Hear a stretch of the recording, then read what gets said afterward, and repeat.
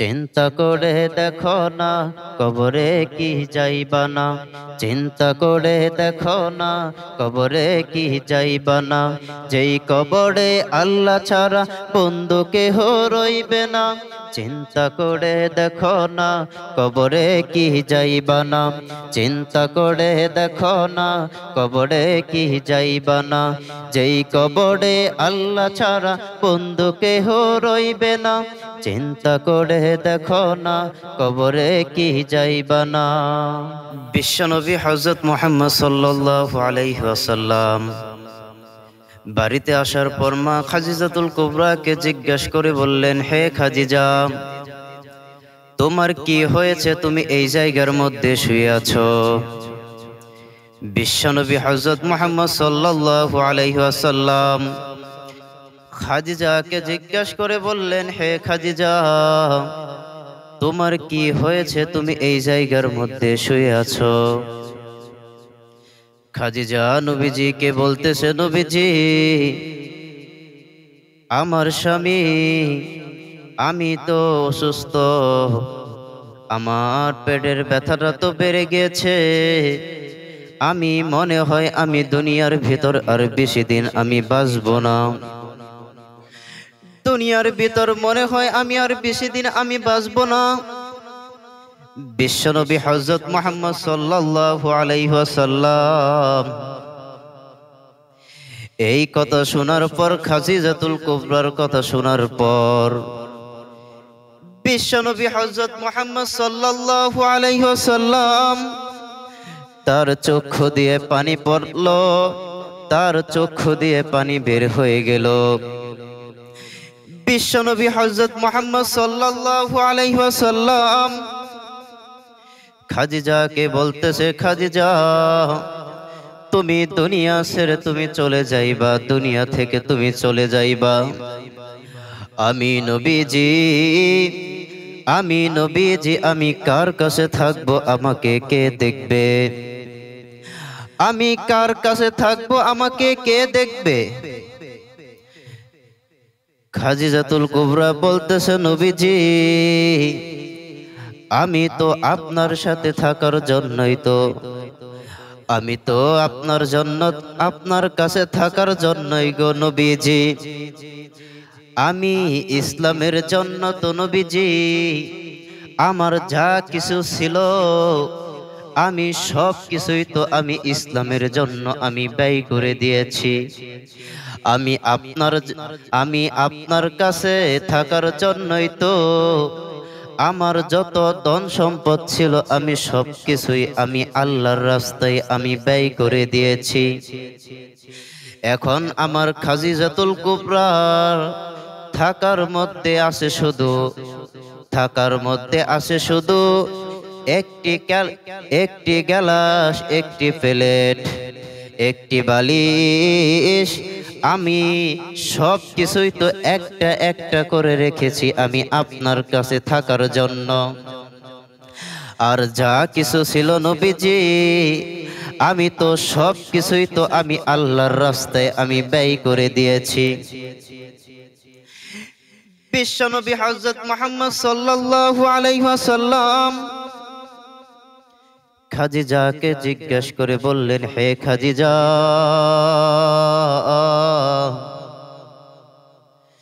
তুমি দুনিয়া থেকে তুমি চলে যাইতে চাইতেছো, তুমি দুনিয়া থেকে তুমি চলে যাবা, দুনিয়ার ভিতর তো আমি কার কাছে থাকবো, আমাকে কে দেখবে? আমি কার কাছে থাকবো, আমাকে কে দেখবে? এই দুনিয়ার ভিতর তো আমার কেউ নাই, কেউ নাই, কেউ নাই। দুনিয়ার ভিতর তো আমার বাবা নাই, আমার মা নাই, আমার বড় ভাই নাই, আমার কোনো বোন নাই। তুমি তো দুনিয়া থেকে তুমি চলে যাইবা, আমি কার কাছে থাকবো? খাদিজাতুল কুবরা নবীজিকে বলতেছে, নবীজি, আমি আজকে এই বিদায় মুহূর্তে যদি নবীজি আমি আপনার কাছে কিছু চাই, আমাকে দিবেননি? আজকে বিদায় মুহূর্তে আমি আপনার কাছে যদি কিছু চাই আমাকে দিবেননি। নবীজি বলতেছে, খাদিজা তুমি আমার কাছে কি চাও? খাদিজাতুল কুবরা বলতেছে, নবীজি আমার বিবাহ হওয়ার পর থেকে নিয়ে আজ পর্যন্ত আমি আপনার কাছে এমন কোন জিনিস আবদার করিনি, আমি আপনার কাছে এমন কোন জিনিস আবদার করিনি যেই জিনিসটা আবদার করলে আপনার কষ্ট হয়ে যাবে, যেই জিনিসটা আবদার করলে আপনার দিতে আমার কষ্ট হয়ে যাবে। আমি এমন কোন জিনিস আমি খাদিজাতুল কুবরা আমি আপনার কাছে আবদার করিনি। এ নবীজি আমি আজকেও এমন কোন জিনিস আমি আপনার কাছে চাইব না নবীজি।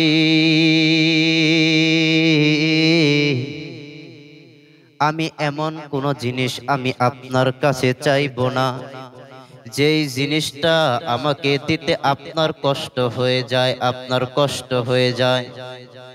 আমি এমন কোন জিনিস চাব না।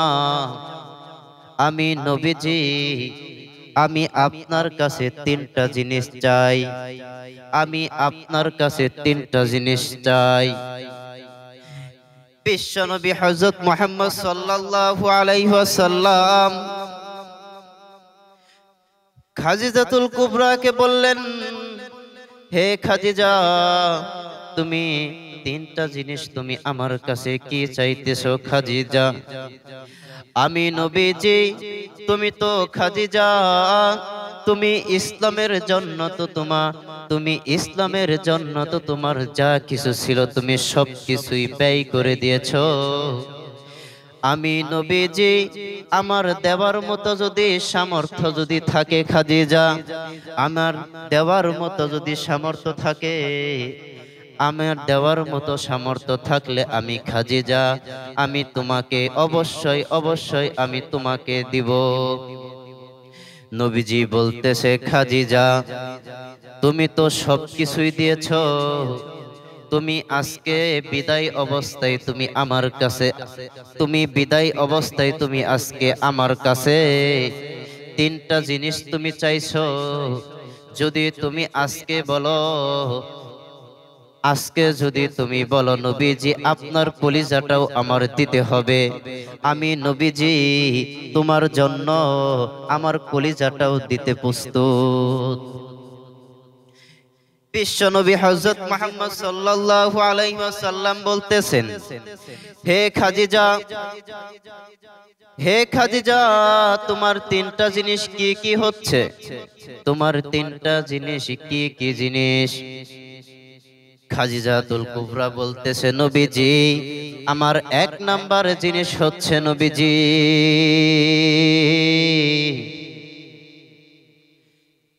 যখন যখন মারা যায়, মারা যাওয়ার পর যখন তাকে গোসল করানো হয়,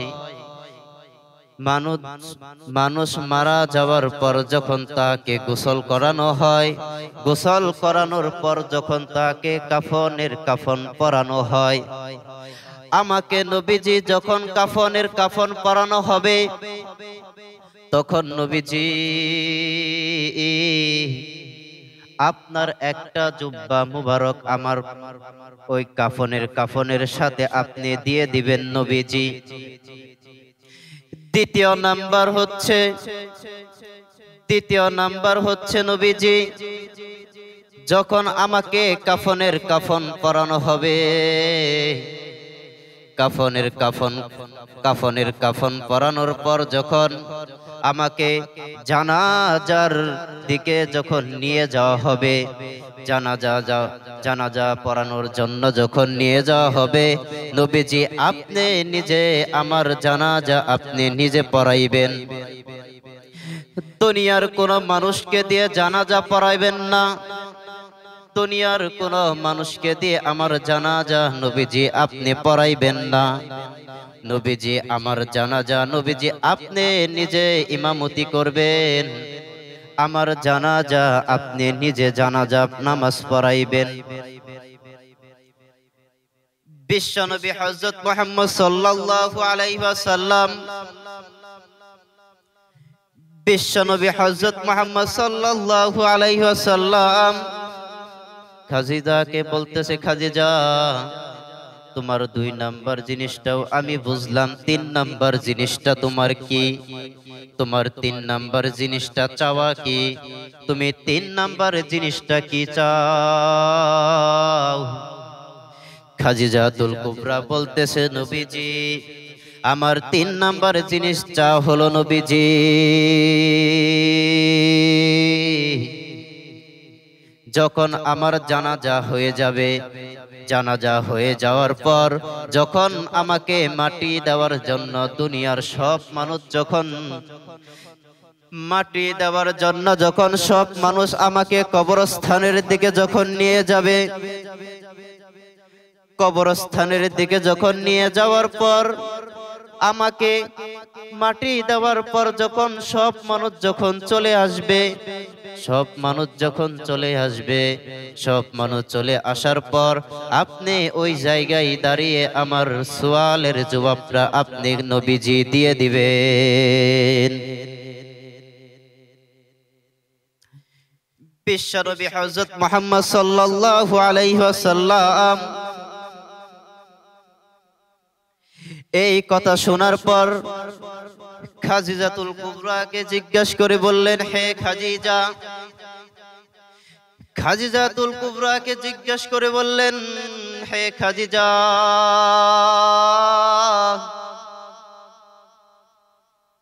আমি তোমার 3টা শর্ত আমি বুঝতে পারলাম, কিন্তু আমার মনটাকে মানাতে পারছি না। কি কারণে তোমার এই 3টা জিনিস চাওয়া হলো? কি কারণে তোমার এই 3টা জিনিস তুমি আমার কাছে আবদার করলা গো খাদিজা? ও খাদিজা আমাকে এই 3টার বিষয় আমাকে বলবানি, কি কারণে তুমি এই 3টা জিনিস তুমি আমার কাছে, এই 3টা জিনিস তুমি আমার কাছে চাইলা? খাদিজা বলতেছে, হে নবীজি, হে নবীজি আমি 1 নাম্বার জিনিস চাওয়ার উদ্দেশ্য হলো গো নবীজি, যখন আমাকে গোসল করানোর পর, যখন আমাকে গোসল করানোর পর আমাকে কাফনের কাফন পরানো হবে, আমাকে কাফনের কাফন পরানোর পর যখন আমাকে কাফন পরানোর পরে যখন আমাকে ওই কবরস্থানের দিকে যখন নিয়ে যাবে, নিয়ে যাওয়ার পর আমি 1 নাম্বার আমার চাওয়া হলো, যখন ওই জায়গার মধ্যে আমার কবর দিয়ে থুয়ে সবাই চলে আসবে, চলে আসার পর আমি জানি 40 কদম দুনিয়ার মানুষ যখন চলে আসবে, চলে আসার পর চারিদিক থেকে মাটিগুলো আমাকে চাপ দিতে থাকবে, চাপ দিতে থাকবে। আমাকে তো চারিদিক থেকে মাটি চাপ দিতে থাকবে। আমি হাদিসে পড়েছি এবং কি শুনেছি, চারিদিক থেকে যখন মাটি চাপ দিতে থাকবে আমার হাড়গুলো গুঁড়ো হয়ে যাবে, আমার হাড়গুলো গুঁড়ো হয়ে যাবে।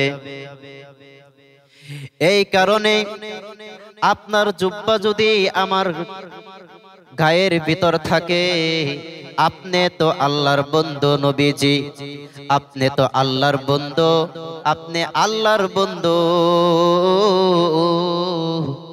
হতে পারে আপনার এই পবিত্র পোশাকের কারণে, হতে পারে আপনার এই পবিত্র পোশাকের কারণে হয়তো আমার ওই কবরের আযাব মাফ হয়ে যাবে, আমার হয়তো ওই কবরের আযাবটা মাফ হয়ে যাবে, আমার কবরের আযাব মাফ হয়ে যাবে। এই কবরের ভয়ের কারণে আমি একটা জুব্বা মুবারক আমি আপনার কাছ থেকে চাইছি। দ্বিতীয় নাম্বার শর্ত হলো নবীজি, দ্বিতীয় নাম্বার আমার উদ্দেশ্য হলো নবীজি, দ্বিতীয় নাম্বার বলার উদ্দেশ্য হলো গো নবীজি, যখন দুনিয়ার মানুষ যখন যদি জানাজার ইমামতি করে, যার মধ্যে সবচেয়ে বেশি ভালোবাসা, যার মধ্যে যার সাথে সবচেয়ে মিল মহব্বত ভালোবাসা, তার সাথে যার সাথে মিল মহব্বত ভালোবাসা বেশি, তার সাথে একটু কিছু হইলেও তো তার মহব্বতটা তার প্রতি একটু বেশি হবে। দুনিয়ার ভিতর যদি একটা মানুষ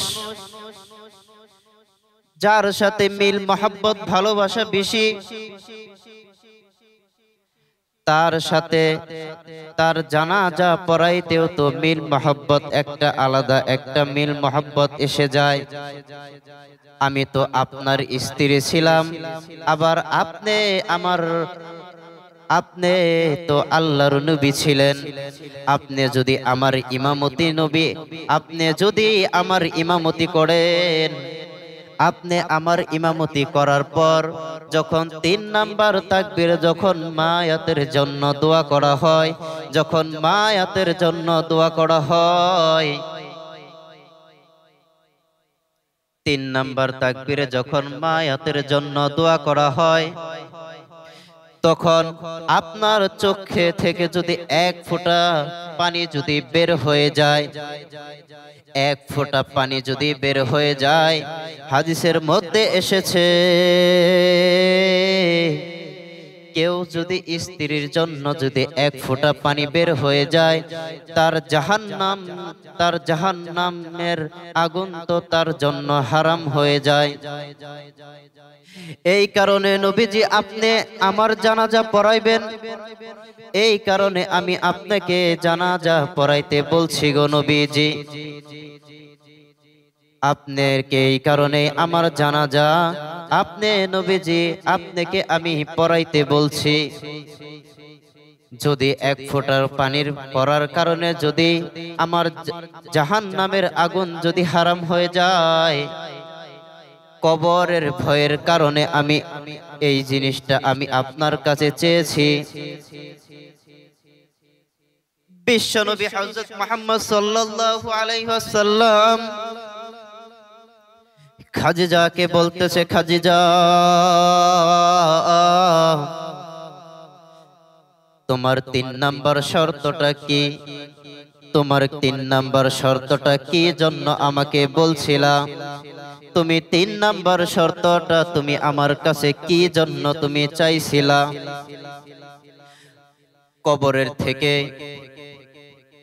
কবরে যাওয়ার পর যখন ফেরেশতারা আয়েশা আমাকে জিজ্ঞাসা করবে, ফেরেশতারা আয়েশা যখন জিজ্ঞাসা করবে, হে ফেরেশতারা আয়েশা যখন বলবে খাদিজাকে যখন জিজ্ঞাসা করা হইবে, কবরের সওয়ালের জবাব যখন জিজ্ঞাসা করা হবে, আমি যদি কবরের সওয়াল জবাবের উত্তর না দিতে পারি গো নবীজি, তাহলে তো আমি জাহান্নামী হয়ে যাব। এই কারণে নবীজি আপনি ওই জায়গায় দাঁড়াইয়া আমার কবরের সওয়ালের জবাবটা আপনি নবীজি নিজে দিয়ে দিবেন। এই কারণে আপনি ওই জায়গায় দাঁড়িয়ে আমার কবরের সওয়ালের জবাবের উত্তরটা নবীজি আপনি নিজে দিয়ে দিবেন।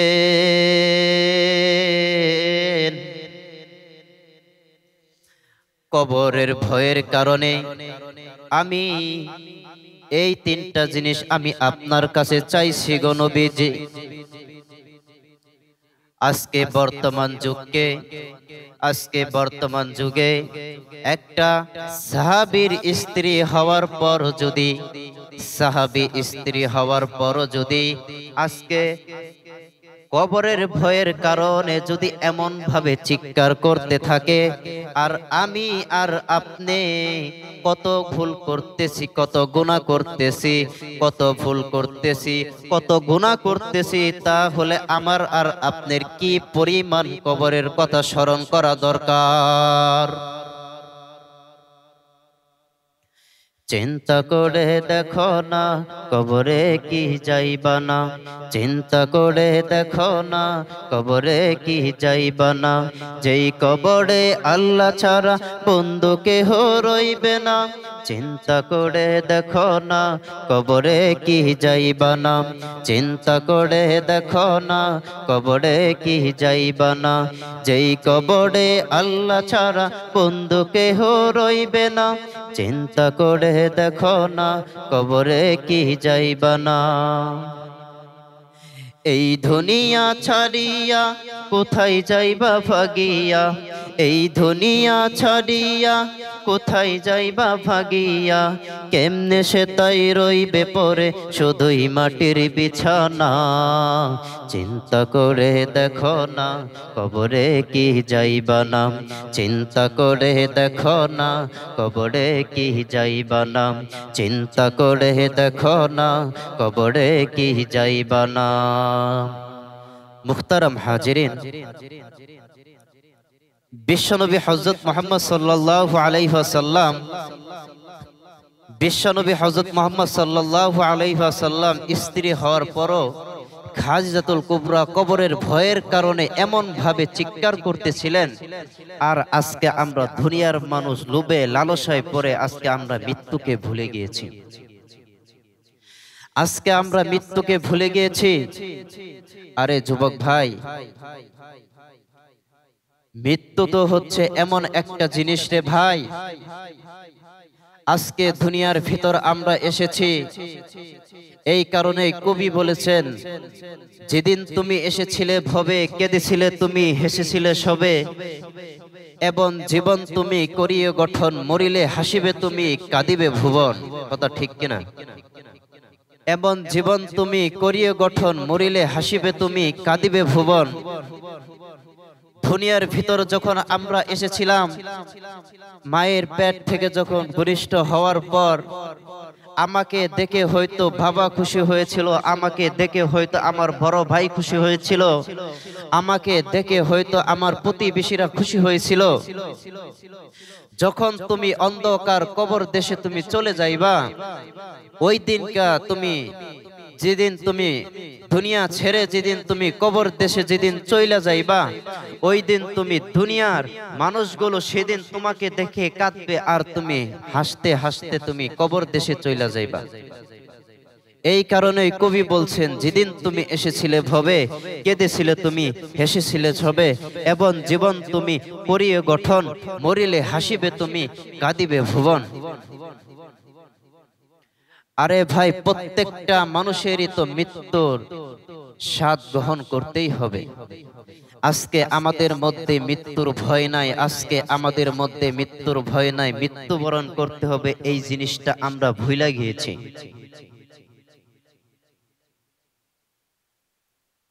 এক কিতাবের মধ্যে পড়েছি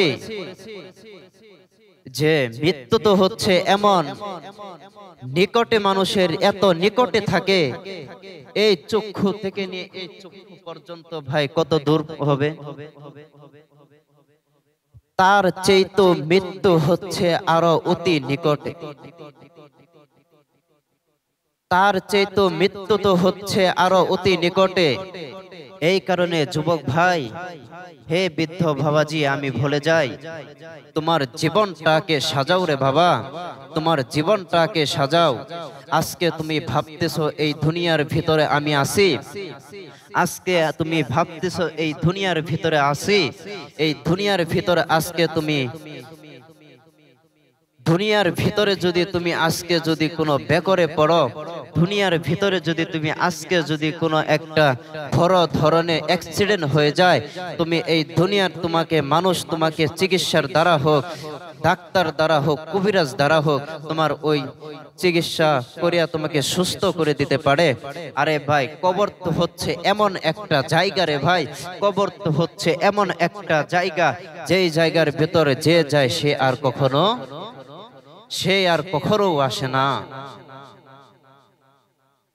আজকে তুমি বিপদে পড়লে, বিপদের সময় তোমার ভাইয়াকে তুমি পাশে পাবা, বিপদে পড়লে হয়তো তোমার প্রতিবেশীকে তুমি পাশে পাবা, কিন্তু কবরের ভিতর তুমি কাউকে, এত বন্ধু, এত মানুষ, তুমি কোনো মানুষকে তুমি ওই কবরের ভিতরে তুমি পাইবা না রে যুবক।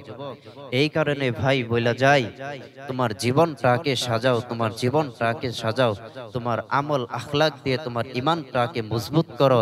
কিয়ামতের ময়দানের দিন, কিয়ামতের ময়দানের ভিতর তোমার ওই আমলটাই আল্লাহ তাআলা তোমার দেখবে।